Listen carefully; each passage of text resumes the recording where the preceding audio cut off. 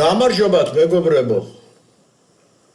გადავხედე მე ახლა კომენტარებს წინა ლექციისას და ძალიან გამეხარდა რომ აი გამოითქვა ის აზრები, რასაც მე ვსაუბრობ, რომ ზოგიერთმა თქვენგანმა კარგად აინახა ის, რომ გრავიტაცია ნამდვილად არ არის გამოწვეული მასებით.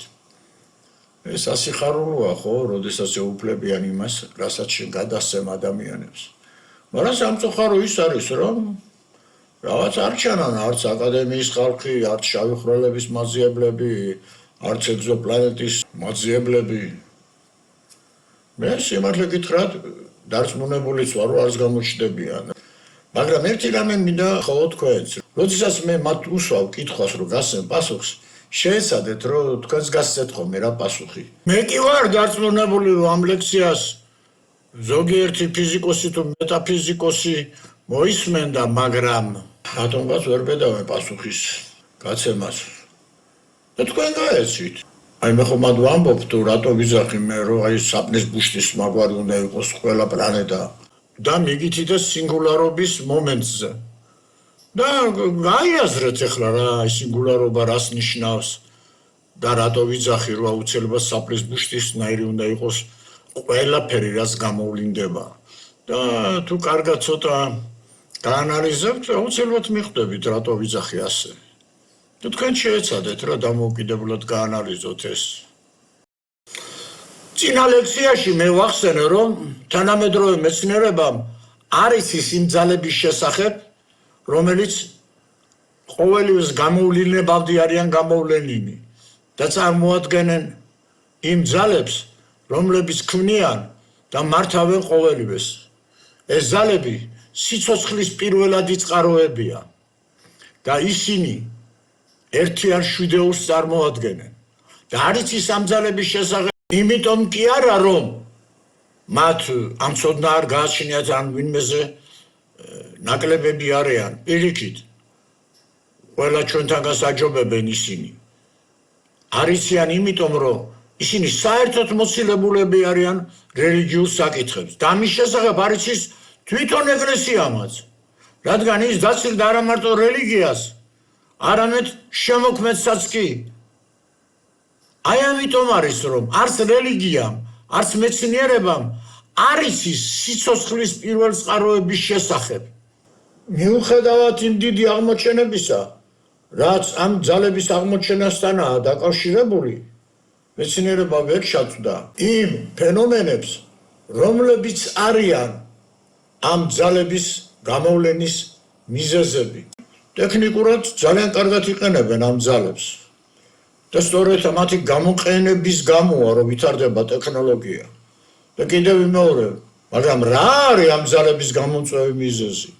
დღეს მეცნიერებამ ეს საკითხი ნამდვილად არ იცის და არ იცოდა იმ გენიალურმა ადამიანმაც, რომელსაც ჩვენ ყველანი ვიცნობთ, საუბარია ნიკოლა ტესლაზე. მიუხედავად იმისა, რომ ნიკოლა ტესლამ ისე შეიხედა ელექტროობაში, რომ გზავსი რამ მთელი ცივილიზაციის მანძილზე არავის არ გაუკეთებია, ნახეთ თავის მემუარებში წერს ასეთ რამეს. სულ პატარა ვიყავიო, ბავშვიო, როდესაც მე გადავუსვი კატას ხელიო, და იქო ნაპერწკლები გაყარაო. და შევეკითხეო მამაჩემსო, რომ რა არის ესო? მან მოკლედ მიპასუხაო, რომ ესაა ელექტროობაო. აი ახლა ამჟამადო მე ვარ 85 წლისო და კვლავ ვეკითხები ჩემ თავს იგივესო. თუ რა არის ელექტროობაო? ხედავთ, ადამიანმა რომელმაც შეისწავლა ისე ღმართ ელექტრული მოვლენები, მაინც ვერ შეიმეცნა ის, თუ რას წარმოადგენს ეს ელექტროობა თავისი შინაარსით. სხვათა შორის, მინდა გითხრათ, რომ აი გენიოსმა მეცნიერმა, აინშტაინმა გრავიტაციას მეორე სახელიც დაარქვა, იცით? რა თქმა უნდა, მან რაღაც სხვა გაგებით დაარქვა მაგას. თავის გოგოს წერილში წერს ამ ძალაზე. და მან ამ გრავიტაციულ ძალას სიყვარულის ძალა უწოდა.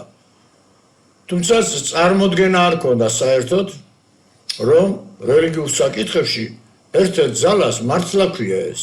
ბუნებაში ელექტრული ძალის გამოვლენა კაფიოთ აისახება ელვის გამოვლინებაში. თუმცა რა არის მიზეზი ამ გამოვლინების დღეს მეცნიერებმა არ იციან. დღემდე თუ როგორ ვლინდება ელვა, მეცნიერებს ასე აქვთ ახსნილი, რომ წყლის ორთქლი, რომელიც ღრუბლების სახით მოძრაობს სივრცეში, ჰაერში ასე ვთქვათ, იმუხტება და ამის შედეგად მზადდება ნიადაგი, რათა წარმოიშვას ელვა. ისინი მიიჩნევენ, რომ განმუხტვა ხდება როგორც ღრუბლებს შორის, ასევე ღრუბლსა და მიწას შორის. ღრუბლების დამუხტვას ისინი აკავშირებენ ღრუბლსა და ჰაერს შორის ხახუნთან. მაგრამ სხვადასხვა ნიშნის მუხტები ღრუბლებში ხახუნის შედეგად როგორ წარმოიქმნება, ეს პირადად ჩემთვის მართლაც გაუგებარია. მაშა სადამე მეცნიერები ელვის წარმოქმნას უკავშირებენ წყლის ორთქლს, ღრუბელს, რომელიც ჰაერთან ხახუნის შედეგად იმუხტება. თუმცა მეცნიერებმა თუ რას ნიშნავს იმუხტება ან მუხტი, დღემდე ეს მათთვის ცნობილი არ არის. იმისათვის რომ დავწმუნდეთ, რამდენად სიმართლეა ასეთ ვერსიაში, მოდით ახლა ჩვენ გავაკეთოთ აი ასეთი რა. გავიაროთ გონებით აი ის საფეხურები, თუ როგორ შეიძლებოდა წარმოქმნილიყო დედამიწაზე სიცოცხლე. ნუ რა თქმა უნდა ახლა არიან ადამიანები, ასე ვთქვათ, ათეისტები, რომლებიც სიცოცხლის შექმნას უკავშირებენ შემთხვევითობას. ნუ ეგ მე არ მესმის, ასე რატომ იძახიან, მიუხედავად იმისა, რომ შეიძლება საერთოდ არ ქონდეთ შესწავლილი არაფერი საკითხი, ხო? იმიტომ რომ შემთხვევითობით როგორ უნდა წარმოიშვას რამე, როცა შემთხვევით შეიძლება წარმოქმნილიყო თევზი და არ დახვდებოდა წყალი, ხო? ესეთი მიდგომა არაფერს არ იძლევა. მაგრამ თუ როგორ წარმოიშვა სიცოცხლე, ეგაც ცოტა არ იყოს მძიმეა, ხო? მაგრამ მაინც თეისტობა ჯობია. იმიტომ რომ თვითონ სამყარო შექმნილია ისე მოწესრიგებულად, რომ ეს მხოლოდ და მხოლოდ შეუძლია ცნობიერებას, ასე შექმნას. ანუ რაღაც ფენომენს, რომელიც აზროვნებს. და ასეთი ფენომენები ჯერჯერობით ჩვენ ვართ ადამიანები, ხო? ადამიანები ხო ვქნით რაღაცას, არა? იმას შემთხვევით კი არ ვქნით. რაღაცა ისე რომ გამოგვევიდეს. არამედ ვინც იცის, თუ როგორ შექმნას ესა თუ ის ხელსაწყო, ის მიმდევრობით თანმიმდევრობას შექმნის მას. ამისათვის ცოდნაა საჭირო. გამოდის, რომ ის, ვინც ქმნის სამყაროს და აი ესეთ სირთულეებს, რასაც ჩვენ ხედავთ სიცოცხლის სახით, მან აუცილებლად ყველაფერი იცის. ერთი სიტყვით, რაღაცა ფენომენმა იცის ის, თუ რასაც ქმნის, როგორ შექმნას. და ალბათ მე თუ მკითხავთ, როგორც ადამიანები არ ვარღვევთ, კიდევ ვიმეორებ, რაც ვიცით თანმიმდევრობით როგორ შევქმნათ, ისაც ალბათ ყველაფერს თანმიმდევრობით შექმნიდა, ხო? არ არის ხომ ეს რთული გასაგები. ის ჯერ თევზს ხო არ შექმნიდა და მერე შექმნიდა წყალს. კან ეგრე ვაშენებთ ჩვენ სახლებს, ვაშენებთ, მერე მოვიტანთ ამას, მერე მივიტანთ იმას და სულ რომ დავამთავრებთ, რომ უკვე საცხოვრისად მზად არის, მაშინ მოვდივარ და შევდივართ იმ სახლში, რომ დავიწყოთ ცხოვრება. ალბათ ისაც ესე შექმნიდა, ხო? იმისათვის რომ ცოცხალ არსებებს იარსება პლანეტაზე, ის ჯერ მოუმარაგებდა ამათ ყველაფერს და შემდეგ სისტემას სამუდამოდ ემუშავა, ხო? რა თუნდა ახლა ამას თეისტობა და ათეისტობა რა. მოდი ვნახოთ პლანეტა, მარსი არ არის. არავითარი ჰაერი იქ არ არის, წყალი იქ არ არის. დავიყვანოთ მაშინ ცხოველები რა, იქა შემთხვევით რა და გავუშვათ. მოვიყვანებ ეს უმარტივესი მაგალითი, რომ იმისათვის რომ სიცოცხლე არსებობდეს, თქვენ ძალიან კარგად იცით, რომ აუცილებელი პირობებია, რომ იყოს ჰაერი. ბევრი იძახის ხომ სიცოცხლის არსებობისათვის აუცილებელია, რომ იყოს წყალი უკვე სიცოცხლის არსებობას განაპირობებს, ეს პლატასი არ არის, ხო? უწყოჩეული ადამიანს რამოდენიმე დღე გაძლევს, მაგრამ რამოდენიმე წუთსაც ვერ გაძლევს უხაეროთ, მაგრამ ხაერი ეს არის აუცილებელი პირობა, პირველადი. ანუ მე მის თქმა მინდა რომ როცა შეიქმნებოდა პლანეტა და დასრულდებოდა მისი გარესახე, აუცილებლად შემოქმედი შექმნიდა შემდეგ ატმოსფეროს. მაგრამ ამაზე ორი აზრი არ უნდა არსებობდეს. პირველი ალბათ აუცილებელი რაც იქნებოდა, რომელსაც შექმნიდა, ეს არის წყალბადი და ჟანგბადი. ამავე დროს ჩვენ ვიცით რომ სწორედ წყალი, რაც აუცილებელია სიცოცხლისათვის, ამ აირების შერწყმით წარმოიქმნება. ანუ თქვენ თუ აიღებთ ამის შემდეგ, აი თანმიმდევრობით თუ მიყვებით ყოველივე ამას, შემდეგ თუ აიღებთ ორ ატომ წყალბადს და ერთ ატომ ჟანგბადს და შეაერთებთ, თქვენ მიიღებთ წყალს. ანუ აუცილებლად მოხდებოდა ასე. შემოქმედი ჯერ შექმნიდა ატმოსფეროს აირების საშუალებით, ხოლო შემდეგ ამ აირებიდან მიიღებდა წყალს. მაგრამ ერთი საინტერესო მომენტია რა. ჩვენ რაც არ უნდა ერთმანეთთან შევურიოთ, წყალბადი და ჟანგბადი, აი მოვათავსოთ ბალონში, ასე ისე ვატრიალოთ აქეთ-იქით, წყალბადი ჟანგბადთან არ შეერთდება. სწორედ ამიტომ დაუშვეს მეცნიერებმა, რომ ვითომ ოკეანეები კომეტებმა შექმნეს. აი რაღაც ესეთი კომეტები არსებობდნენ თურმე სივრცეში, რომელიც იყვნენ წყლით სავსე და მე შევდე დედამიწაზეო და ოკეანე იქნება. აი გზავს აბსურდს ვინც იძახის, საერთოდ წარმოდგენა არ აქვს თანმიმდევრობაზე. აი ეს ყველაფერი იმიტომ ხდება, რომ მეცნიერები უკვე თავისი ცნობიერები დასილებულები არიან შემოქმედან. ხო და ამის შემდეგ ხო დაისმის კითხვა, თუ ბუნებრივ პირობებში იარსებებდა წყალბადი, იარსებებდა მასთან ერთად ჟანგბადი და ეს ორი ნივთიერება ერთმანეთთან არ მოახდენდა შეერთებას, აბა საიდან უნდა შექმნილიყო წყალი, ხო? და თქვი კიდევაც იმიტომაც დაუშვეს, რომ კომეტები ვარდებაო რა. მაგრამ საჭირო არ იყო ამის დაშვება. სუმარტივადაა შესაძლებელი ამ საკითხის გადაწყვეტა. და ამას ჩვეულებრივად ლაბორატორიაში საკეთებენ დღეს. ანუ რა, აი თქვენ შეგიძლიათ ბალონში მოათავსოთ წყალბადი და ჟანგბადი. მართალია ისინი ასე პირდაპირ არ შეერთდებიან ერთმანეთთან, მაგრამ თუ თვითონ ბალონში ჩაამონტაჟებთ თქვენ ისეთ მოწყობილობას, აი რომელსაც განმოხტვის საშუალება ექნებოდა, აი სვეჩას რო გავს ისეთ მოწყობილობას, რომელიც იძლევა ნაპერწკალს. ხო? ჩაამონტაჟებდით იქ, სადაც არის ჩატომბული წყალბადი და ჟანგბადი და მოახდენით ნაპერწკლის შექმნას იქ, აი ისკრას რო ეძახიან რა რუსულად, რა ის იგივე ელვა, ის სანთებელა რო სვეჩას რო ეძახიან მანქანაზე, ხო? და ეს გაირბენდა თუ არა იქ ელვა, მოხდებოდა აფეთქებით გზავსი რაღაც ისეთი და წარმოიქმნებოდა წყალი, შეერთებოდნენ ისინი ერთმანეთთან. ხედავთ?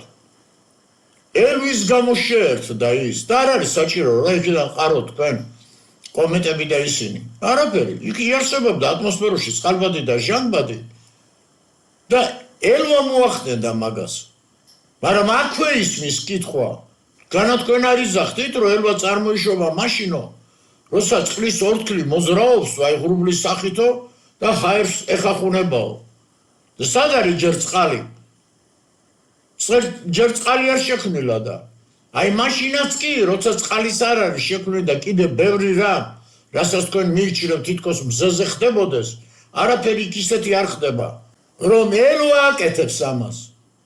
ელექტრული ძალა და მინდა გითხრათ, რომ თუ ელვა აკეთებს ამას, მაშინ გამოდის, რომ თვითონ ელვა, ანუ ელექტრულ ძალას ქონია საწყისი წყარო. სწორედ ეს საწყისი წყარო არსებობს გამოვლინების პირველ ეტაპზე, როცა არაფერი არ არის გამოვლენილი. და ეს ძალა ხდება შემდეგ გამოვლინების ერთ-ერთი მიზეზი. ასეთი ძალები, რომლებიც შემდეგ ხდებიან სხვა საგნებისა თუ სხეულების გამოვლენის მიზეზი, არსებობს სულ 7 და მათ ძველი რელიგიები ეძახდნენ ერთიან 7-ს. შუმერები მას მოიხსენიებდნენ როგორც სიბიც. და თითოეულ ამ ძალას თავისი დანიშნულება ჰქონდა. იმიტომაც წერია ზუმუხტის დაფსებში, რომ ისინი არსებობენ გამოვლინებამდე, როგორც სიცოცხლის პირველადი წყაროები. და რაც არ უნდა თქვენთვის მიუღებელი იყოს, ჩემო აკადემიკოსებო და პროფესორებო, მას რელიგიაში ეძახდნენ ზევსს.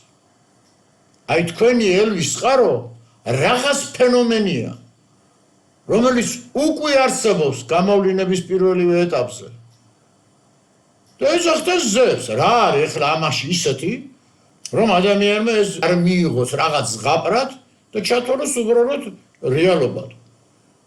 განა მეცნიერები არ ხედავთ, რომ ელექტრული ძალა არსებობს, ხო? რაღრუბლების დამუხტვით არსებობს, ხალხო.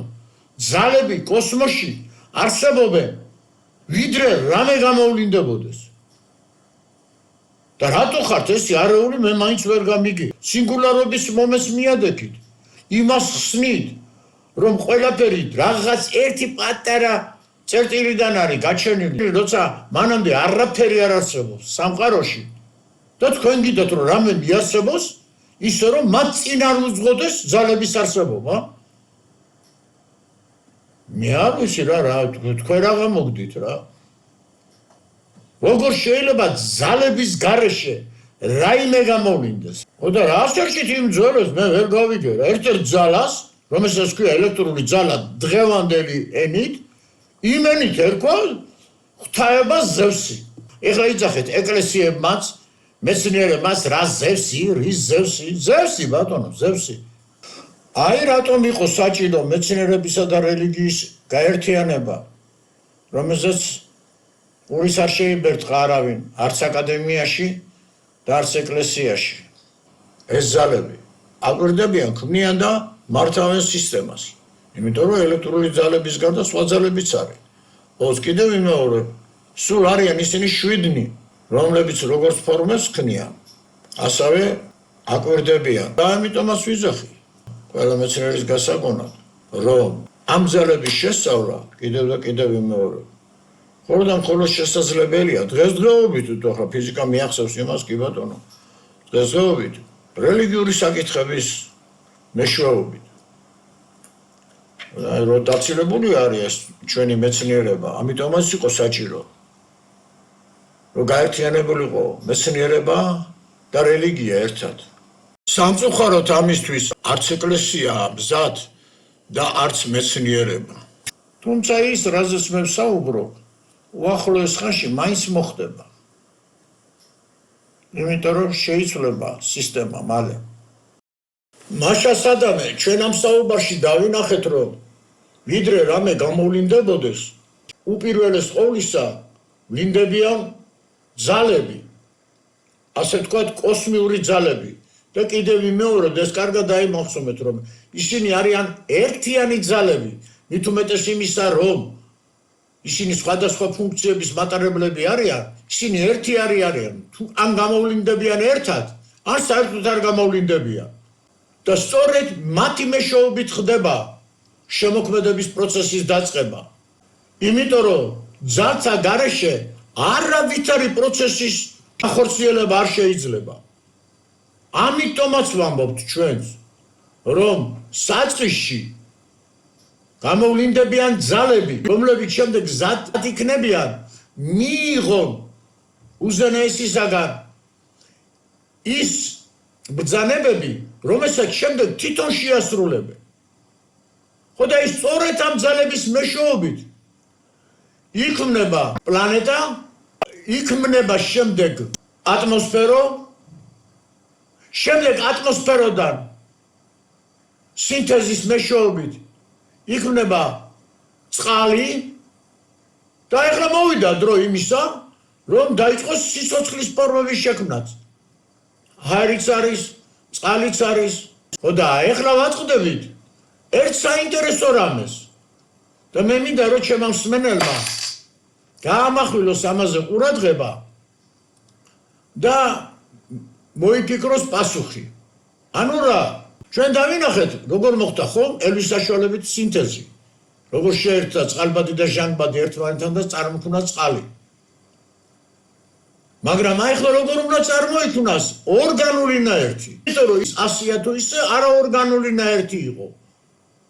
მაგრამ სიცოცხლისათვის ვიცით რომ ცილოვანი სტრუქტურაა საჭირო. ცილოვანი სტრუქტურის შექმნისათვის კი აუცილებელი არის ორგანული ნაერთის შექმნა.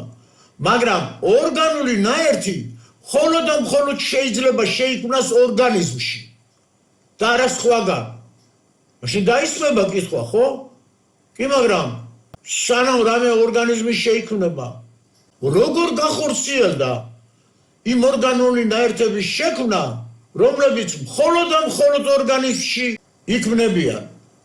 ორგანიზმი არის ორგანული ნაერთების წყარო. ხო და თუ ორგანიზმი არის თვითონ ორგანული ნაერთების წყარო, აბა თვითონ თავიდან ორგანული ნაერთები როგორ შეიქმნა? ეხლა აქ ჩვენ აუცილებლად უნდა მოვნახოთ რაღაცა ისეთი, აი რომელიც გაგვიყვანს ხაზზე, სადაც უკვე რაღაც წარმოდგენა შეგვექმნება, როგორი შეიძლებოდა რომ ორგანული ნაერთი წარმოქმნილიყო.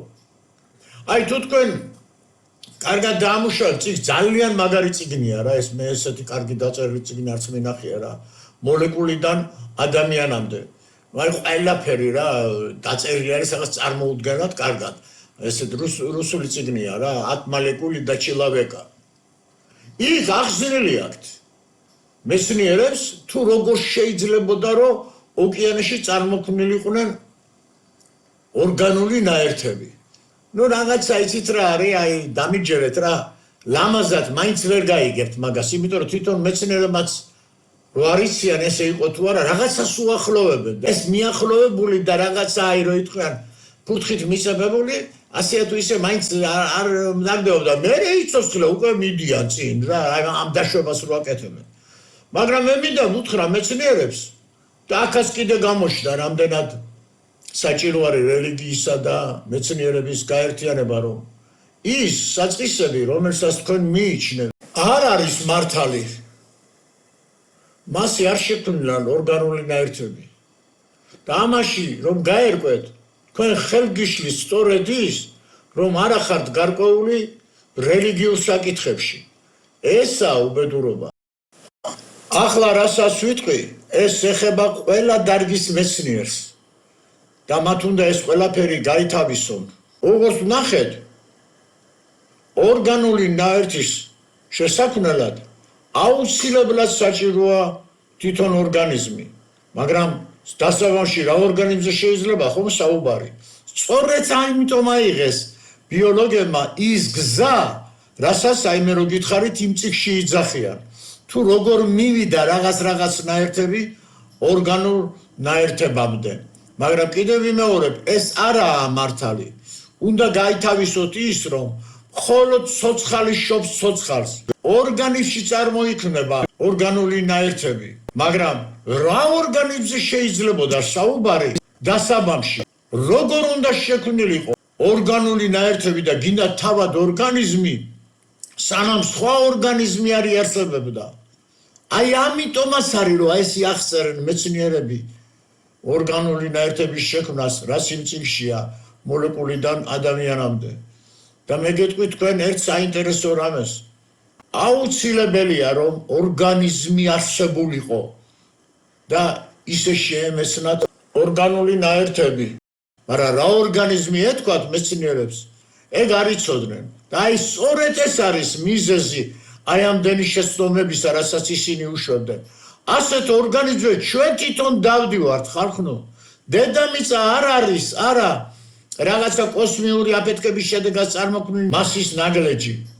არამედ ეს არის ცოცხალი ორგანიზმი, მის შიგნით ვიდრე სიცოცხლე დაიბადება, არსებობს რაღაც, რომელიც არის სიცოცხლის მომნიჭებელი და დღემდე მას ეძახიან რელიგიაში სიცოცხლის ყვავილს. არავით არის პლაზმები დედამიწის ცენტრში, არავით არის ის, რასაც მეცნიერები დღეს დაძნევენ. არამედ დედამიწის შიგნით არის საშო. ამბობენ, რომ კვერცხი ადრე გაჩნდა თუ კათამი, მე გეუბნები თქვენ რომ ადრე გაჩნდა სხეულები. ანუ ასე ვთქვათ კათამი და აი ამ სხეულებს აი შვიდეული ქმნის, რომელზედაც თანამედროვე მეცნიერებას წარმოდგენა არ აქვს. ამიტომაც ვიძახი სწორედ მე რომ სიცოცხლის საწყისი დედამიწის გულია. იქიდან იბადებიან და იბადებიან ის არსებები, რაც დღეს არსებობენ. ამიტომაც არის საწყისი სიცოცხლისა დაწყებული არის დედამიწის ცენტრიდან, დედამიწის გულში. ხოლო შემდეგ საუკუნეების გასვლის მერე და ეს მე დაუკავშირე წარღვნასთან, წარღვნის შედეგად ხდება იმ ცივილიზაციების გარეთ გამოსვლა, რომლებიც ოდესღაც თვითონ სინათლიდან ღვთაებიდან არიან დაბადებული დედამიწის გულში. ვინც ღმად შეიხედავს კიდე რელიგიურ საკითხებში, ჩაწვდება მოსეს კიდობნის არსს, პირამიდების არსს, მას შეუძლია შექმნათ ისეთი ტექნოლოგია, რომლის მეშვეობითაც არა მარტო ნებისმიერ საგანს გაამატერიალებს, არამედ სიცოცხლის პატარა ფორმებსაც კი შექმნის. ხო და ვინც მე მოვყვებით, ვინც ისმენთ ჩემს ლექციებს, იფიქრეთ ამაზე. არ შეგეშინდეთ, იფიქრეთ. გაეცალეთ რეგვენთა და მანტრაბაზების კასტას. მუდამ თანატარეთ დიადი ატლანტის სიტყვები და ყოველთვის ეს ცნობიერებაში გეჭიროთ. სადაც ის ამბობს ასეთ სიტყვებს: ყური მიუგდი ადამიანო, ვინ მოვიდა შენთან, აწონე მისი სიტყვები, იცოდე, ბევრი შედიან მოკაშკაშეს სიბნელეში, თუმცა არ არიან ისინი ღვთისშვილები. ადვილია ის გზა, რომელსაც ისინი სთავაზობენ ადამიანს. ადვილია ის სწავლება, რომლებსაც ისინი ისმენენ. აი რატო რიბება სარეგვენეთი ასეთი ადამიანების გარშემო. აი TikTok-ზე რო გამოდის ახალგაზრდა და მე ვიძახი, ის ჭკვიანი ბიჭია, იცოდეთ რა. თაყვანებს ამ ხალხს. აი ნახე შემდეგ რას ამბობს? აქ ხო ასე ამბობს. იცოდეთო რომ ბევრი შედიან მოკაშკაშეს სიბნელეში, ეს ილუზია. აი როცა შესაუბრობ რაღაცას და გონია რომ კარგ რამეს იძახი და ამ დროს ილუზიაში რო ხარ გადავარდნილი და სისულელებს რო ლაპარაკობ. ესაა ნათქვამი. იძახის კიდევაც ადვილია ის გზა და ის სწავლება, რომელსაც ისინი გთავაზობენ. მაგრამ გეუბნებით მე თქვენ, ძნელია ცოდნის შეძენა. ბევრ ქვას დააბიჯებ ფეხს. ბევრი კლდის გადალახვა მოგიწევს, ვიდრე იხილავ სინათლეს. ჭეშმარიტად მასია. არ არის ადვილი ცოდნის შეძენა, მაგრამ როცა უკვე სწორად იპოვნი და უკვე ანალიზის უნარს მიეჩვევი, თქვენ დაინახავთ, რომ ის რაც შეუმეცნებელი იყო, ყოველთვის რჩებოდა რთულად. ამიტომაც არის, სულ მოგიწოდებთ, რომ ვერ გაიგებთ, კი არა, რომ გაიგებთ, მაშინაც იყვირეთ, რომ ვერ გაიგეთ რა და დასვით ხოლმე შეკითხვები. თუ ჩემთან გექნებათ შეკითხვა, ჩემს ჩატში შემოდით და მომწერეთ. და საერთოდ მოიფიქრეთ რამე ისეთი საინტერესო თემა, რომელზედაც მე შემიძლია რომ ჩავწერო ლექცია. აბა დროებით